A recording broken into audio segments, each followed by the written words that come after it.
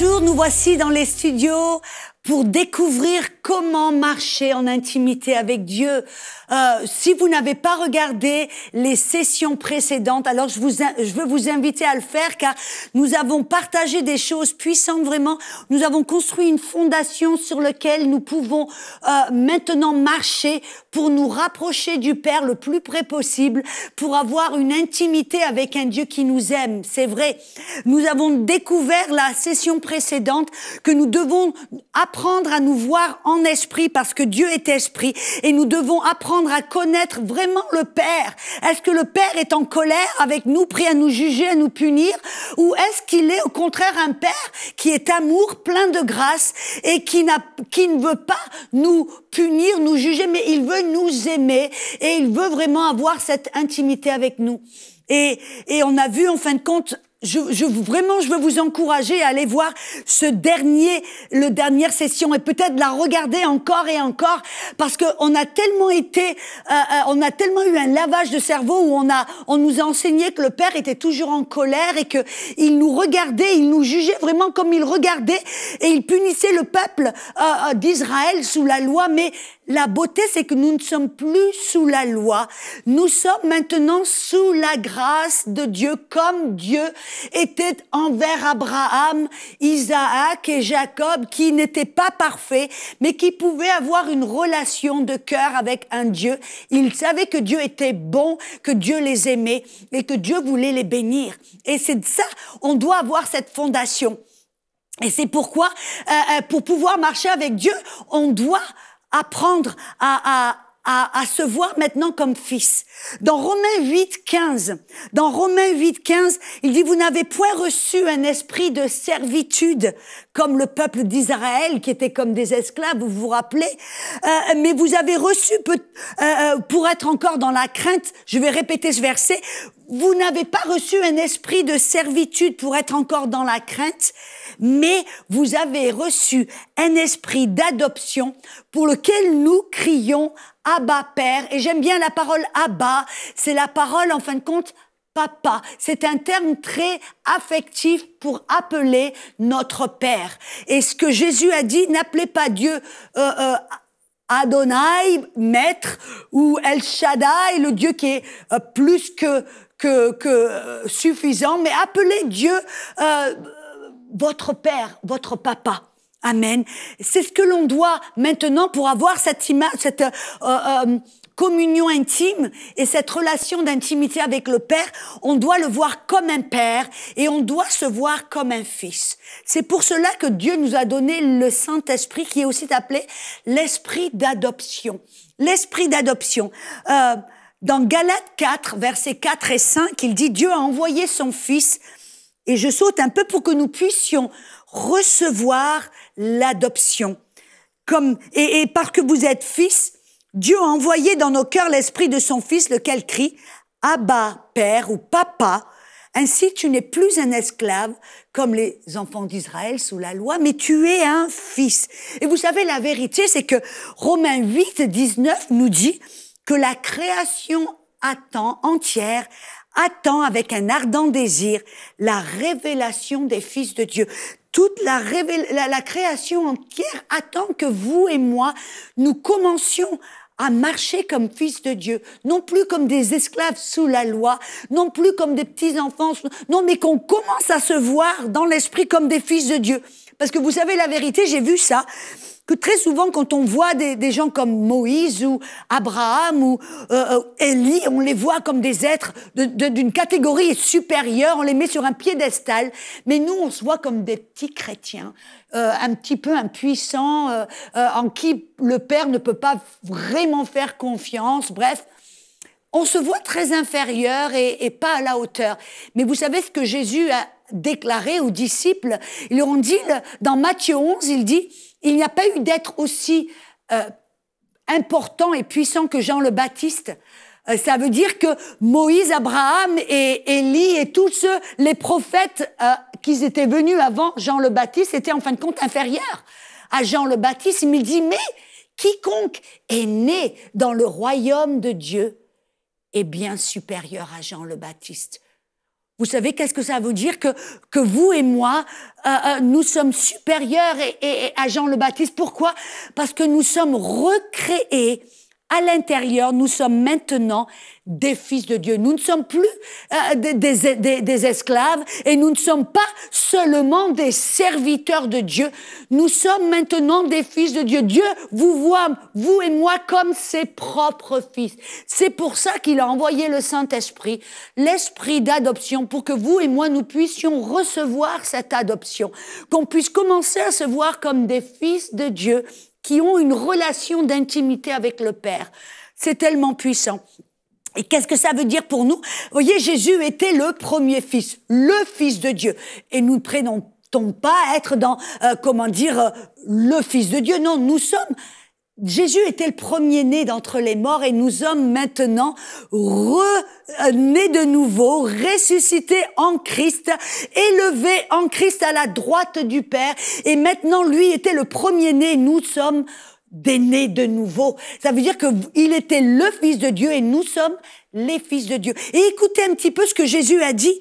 Il dit dans Matthieu 3,17, Jésus a dit « Celui qui est mon fils, celui-ci est mon fils bien-aimé ». Vous vous rappelez quand Jésus était dans la rivière du Jourdain, que les cieux se sont ouverts et que le Père a parlé. Alors, le Père, qu'est-ce qu'il a dit? Il a regardé Jésus, il dit « Celui-ci est mon fils bien-aimé, en qui j'ai mis toute mon affection ». Dans Jean 3,35, il a dit, en parlant de Jésus, « Le Père aime le Fils et il a remis toutes choses entre ses mains. » Jean 5,20, le Père a dit, « Le Père aime le Fils et lui montre tout ce qu'il fait. » Vous voyez, c'était comme ça que le Père voyait et regardait Jésus, son Fils bien-aimé. Mais vous savez qu'est-ce que Jésus, avant de repartir vers le Père, et vous vous rappelez, a dit à Marie, va dire aux disciples que je vais vers mon Père et votre Père, mon Dieu et votre Dieu. Maintenant, nous sommes fils de Dieu, il est notre Père, et Jésus a dit, le Père lui-même vous aime, parce que vous m'avez aimé. En d'autres mots, maintenant le Père nous voit comme il voit Jésus. Il nous aime comme il aime Jésus. Il nous met toutes choses entre nos mains comme il l'a fait avec Jésus. Il nous fait confiance avec toutes choses comme il l'a fait à Jésus. Parce que nous sommes maintenant ses fils bien-aimés. Oh, j'espère que vous comprenez, que vous voyez ça. Vous n'êtes pas un être insuffisant et sans importance. Non, vous êtes maintenant un fils de Dieu.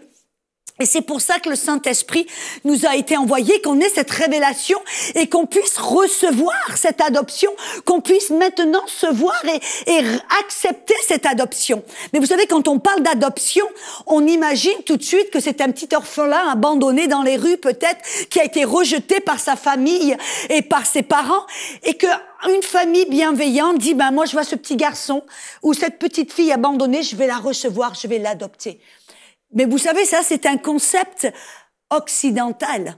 Mais dans la Bible, qui est un livre oriental, l'adoption, et dans la culture juive, l'adoption veut dire quelque chose de tout à fait différent. Parce que la vérité, c'est que nous ne sommes pas, comme je dirais, des enfants illégitimes. Non, nous sommes nés de l'esprit dans la famille de Dieu. Vous n'êtes pas adopté dans la famille, non.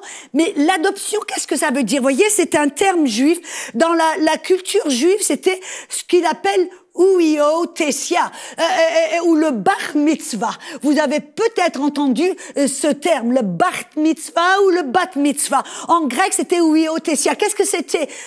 C'était le placement d'un fils.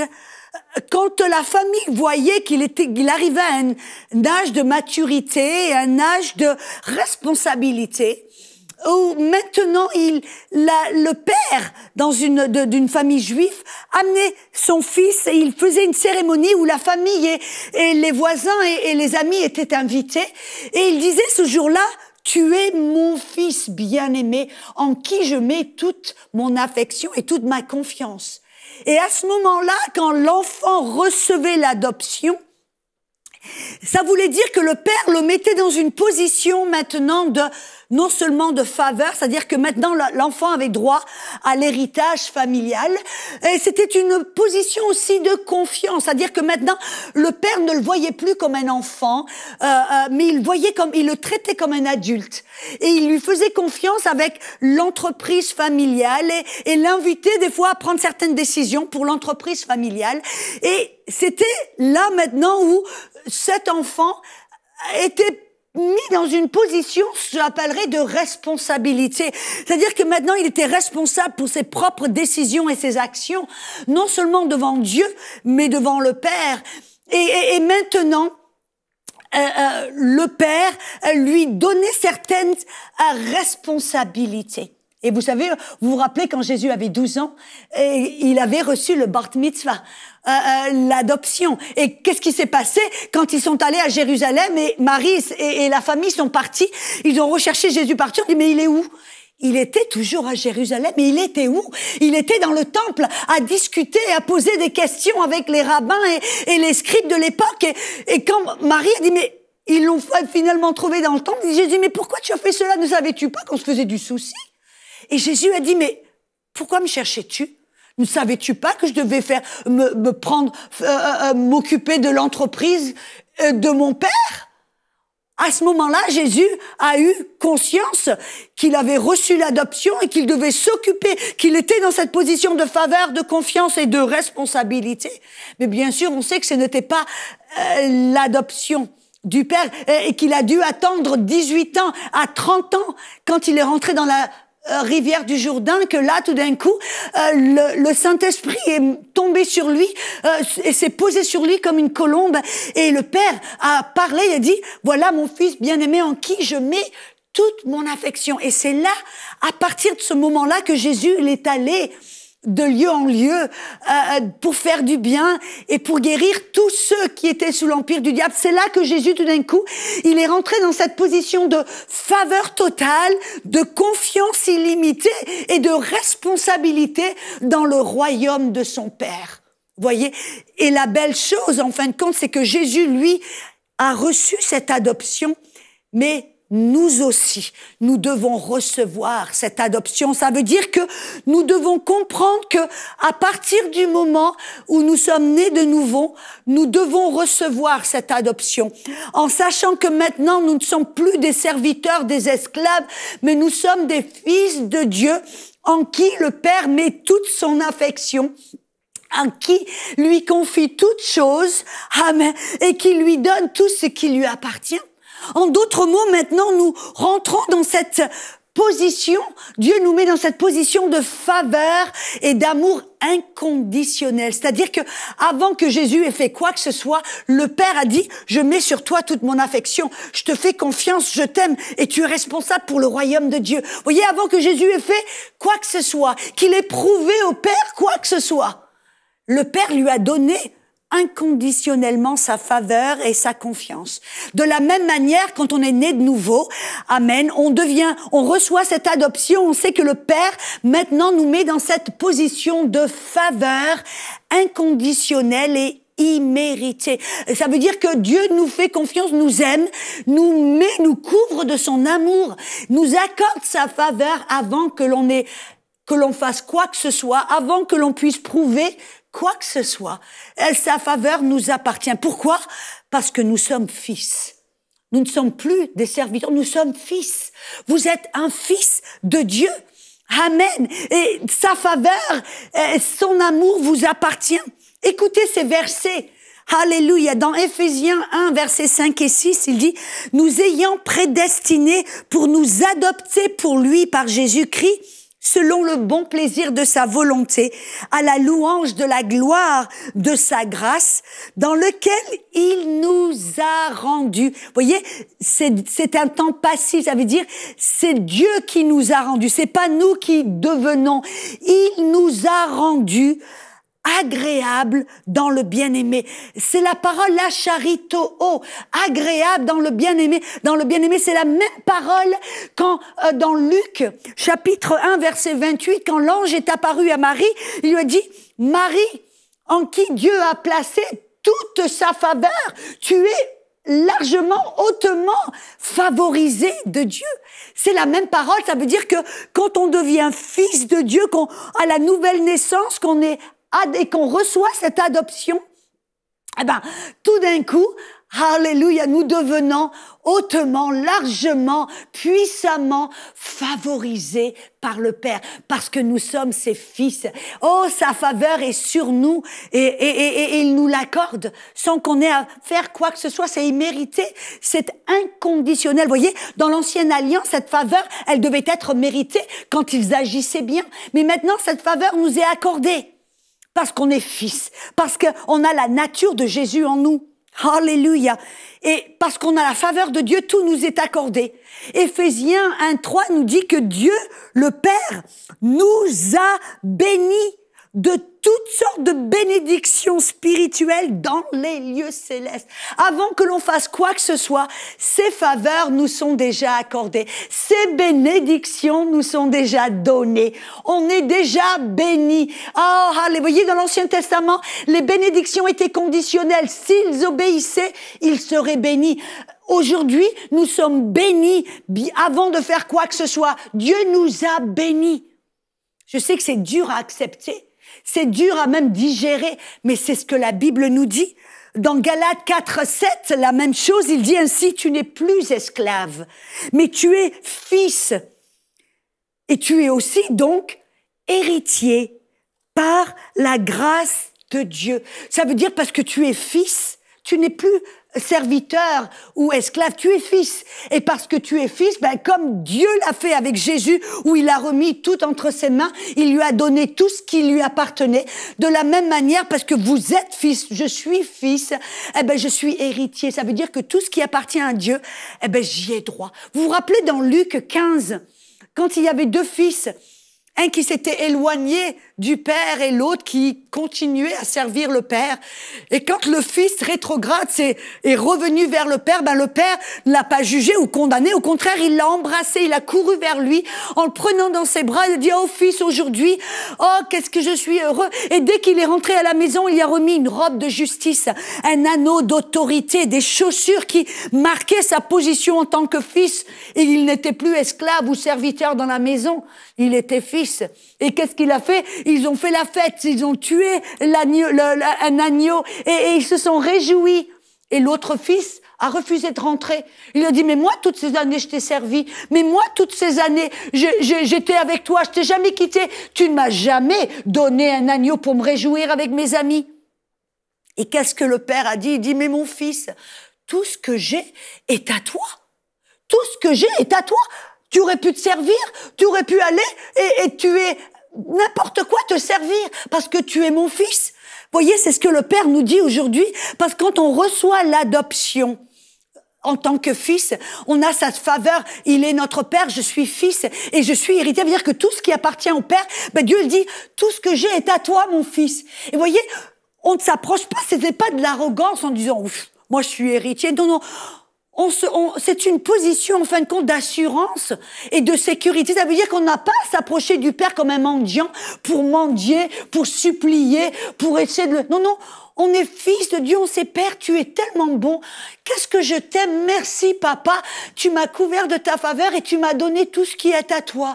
Je peux aller avec assurance et sécurité, m'approcher vers toi et comme je dirais entre guillemets, ouvrir le frigidaire et me servir.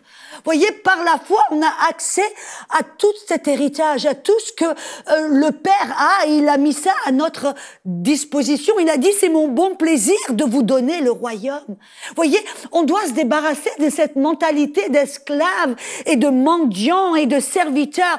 Oui, on est appelé à servir, mais on doit d'abord avoir une révélation que nous sommes fils de Dieu, que la faveur de Dieu est sur nous, que tout ce que Dieu a, il l'a mis à notre disposition et c'est son plaisir de nous le donner. Il a mis à notre disposition cet héritage et on a cette assurance, on a cette sécurité. On peut s'approcher avec assurance, avec foi, avec sans peur, sans crainte. comme un fils. Vous voyez, moi, quand je vais... ma maman est décédée, mais avant, quand j'allais chez elle, même quand j'étais beaucoup plus âgée, j'allais chez elle. Et vous voyez, parce que j'étais sa fille, ben, j'allais dans la cuisine, j'ouvrais le frigidaire et j'allais me servir. Je lui demandais même pas, en fin de compte. J'avais cette assurance, j'avais cette confiance, j'avais presque cette audace. Mais c'était pas, vous voyez, je n'ai jamais été pour mendier. Oh maman, s'il te plaît, est-ce que je pourrais avoir du chocolat ou manger quelque chose? J'ai vraiment... Non, j'ai ouvert le frigidaire, je me servais parce que j'avais cette assurance qu'elle était ma mère, j'étais sa fille. Et j'avais ce droit, en fin de compte, c'était un droit un petit peu qui n'était pas déclaré, ou c'était un peu... Mais il y avait cette assurance dans mon cœur que, parce qu'elle était ma mère, elle ne me refuserait rien. Et ce qui lui appartenait, ben, je pouvais m'en servir. Voyez? Et c'est ça. Le Père, ce n'est pas de l'arrogance, de l'orgueil, non, c'est une assurance, une sécurité de notre cœur, parce que Dieu est notre Père. Il nous aime et il nous a couverts de sa faveur et il nous a donné tout ce qui lui appartient, toutes ses bénédictions. Il nous les a déjà données. Oh, alléluia. C'est tellement puissant. Et voyez, en fin de compte, c'est exactement ce que Dieu avait fait au début avec Adam. Quand Dieu a créé Adam en son image, et il l'a créé, en fin de compte, Adam était le fils de Dieu, un fils de Dieu, c'était sa première création, et il lui a tout donné, il lui dit, Adam, voilà, je te donne tout, j'ai créé ce jardin, la terre, j'ai tout mis à ta disposition, je t'ai tout donné, tu t'en sers, tu le cultives, tu le protèges, tu le gardes, c'est à toi, Adam. Il lui a tout donné, il a tout mis sous ses pieds, et c'est ça, en fin de compte. Dieu nous a recréés et il a recommencé à zéro. Il a dit, je refais une nouvelle création et je vais leur donner, je vais les créer à mon image et je vais tout leur donner. Je vais leur confier tout ce que j'ai. C'est pour ça que Psaume 116, verset 15 dit, les cieux appartiennent à l'Éternel, mais la terre, il l'a donnée aux fils des hommes. Voyez, Dieu nous a donné tout ce qui lui appartient. Alléluia. Donc nous ne sommes plus des esclaves ou des mendiants. Non, nous sommes des fils de Dieu. Oh, j'espère que vous avez cette révélation. Et finalement, on a vu que pour recevoir l'adoption, non seulement on sait qu'on est favorisé, on a cette position de faveur envers le Père où il nous a donné tout ce qui lui appartient, mais le Père nous fait confiance. Qu'est-ce que ça veut dire? Il ne nous traite plus comme des petits-enfants ou comme des esclaves. Dieu nous fait confiance. Dans Romains 7, verset 6, on l'a vu précédemment, mais je vais répéter.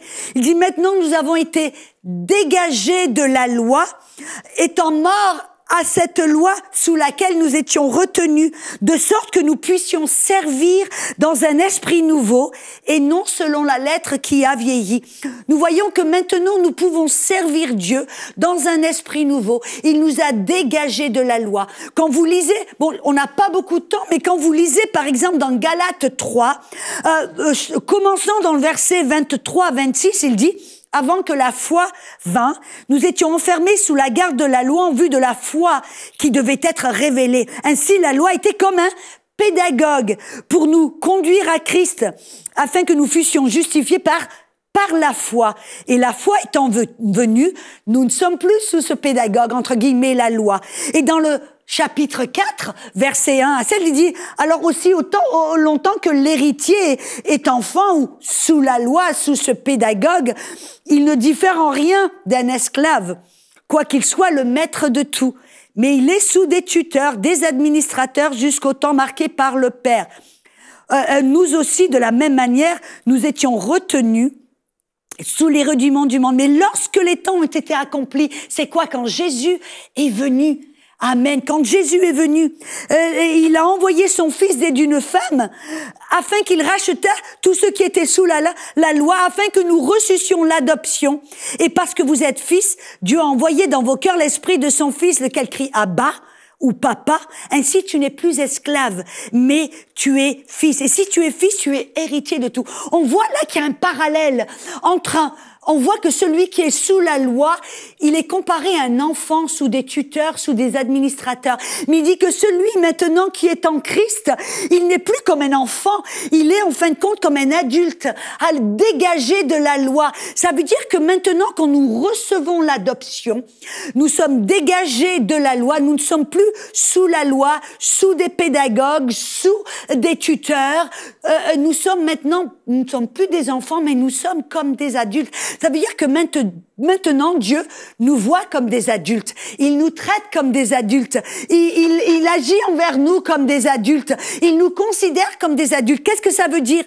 Vous voyez, en fin de compte, comment est-ce que vous traitez un enfant? Comment est-ce que vous traitez un adulte? Dans l'Ancien Testament, sous la loi, Dieu traitait le peuple d'Israël comme des esclaves, on a vu, ou comme des enfants. Comment est-ce que vous traitez un enfant? Pour le protéger, pour essayer de l'entraîner, pour essayer de l'éduquer, vous devez lui mettre certaines limites. Tu lui dis, tu dois te laver les dents tous les soirs avant de te coucher. Si tu ne te laves pas les dents, tu auras une fessée. Si tu te laves les dents, samedi, maman te laissera regarder tes dessins animés favoris. Qu'est-ce que c'est ça? Vous voyez, un enfant, vous essayez de le motiver avec la punition ou la récompense. Ça ressemble à quoi ça? La loi, n'est-ce pas? Si vous agissez bien, vous serez bénis. Toute la liste des bénédictions. Si vous agissez mal et que vous désobéissez, vous serez punis. Comme la fessée.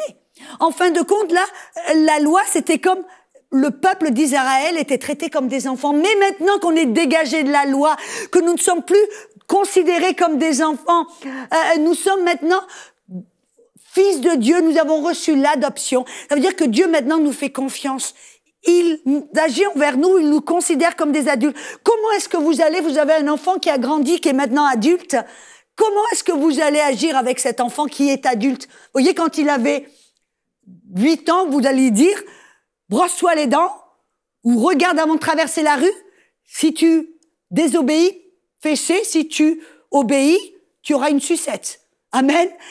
Mais maintenant, est-ce que vous allez agir de la même manière avec votre enfant qui maintenant peut-être a 30 ans, ou qui a peut-être 35, 40 ans? Non, vous n'allez pas lui dire, est-ce que tu t'es brossé les dents? Ou est-ce que tu as regardé avant de traverser la rue? Et vous voyez, maintenant, en tant qu'adulte, en tant que fils, vous n'allez pas penser, je dois me brosser les dents parce que sinon, je vais avoir une fessée. Ou je veux me brosser les dents, comme ça, j'aurai une sucette. Non! Vous faites ce que vous faites parce que maintenant, vous avez compris, vous êtes adulte. Votre cœur, maintenant, comprend que je dois faire ces choses parce que c'est ce qui est bien pour moi. Si je me lave pas les dents, elles vont pourrir. Si je ne regarde pas avant de traverser la rue, je vais me faire écraser. Voyez? C'est comme ça qu'un adulte pense. Et comment est-ce le parent d'un adulte va agir avec cet enfant? Quand il était petit, c'était fessée, récompense, punition. Mais quand il a grandi, il parle avec son enfant adulte, qui peut-être maintenant a 30 ans, 40 ans, avec sa parole. Il le conseille, il lui parle, il essaie de lui montrer le bon chemin. Et voyez, maintenant, en tant qu'adulte, c'est comme ça que Dieu nous voit. Il nous fait confiance, en fin de compte. Il nous traite comme des adultes et il nous fait confiance pour prendre les bonnes décisions. Pourquoi? Parce que maintenant, Dieu a changé notre cœur. Voyez, dans votre esprit, vous ne voulez pas pécher. Dans votre esprit, vous ne voulez pas, vous voulez marcher d'une manière agréable. Donc maintenant, Dieu a changé votre cœur et Dieu maintenant peut vous faire confiance. Quand vous êtes fils de Dieu, Dieu ne nous motive plus avec la punition et avec la bénédiction, avec le châtiment et avec la récompense. Non, Dieu nous conseille, nous dirige, nous protège, nous montre avec la parole et avec son Saint-Esprit. Oh, Dieu nous fait confiance pour prendre de bonnes décisions. Parce que Dieu a changé notre cœur. Alléluia. Oh, gloire à Dieu. On va revenir dans la session prochaine pour voir un petit peu comment est-ce qu'un fils de Dieu est supposé marcher. Parce qu'après tout, maintenant, nous sommes fils de Dieu, en qui Dieu a donné toute sa faveur et à qui il fait confiance. Alors, si Dieu vous fait confiance, comment est-ce qu'un être en qui on fait confiance va marcher? Revenez bientôt, on va en découvrir plus. Cette émission est rendue possible grâce au précieux soutien des partenaires d'Enseigne-moi Canal International. Retrouvez tous nos programmes sur emcitv.com.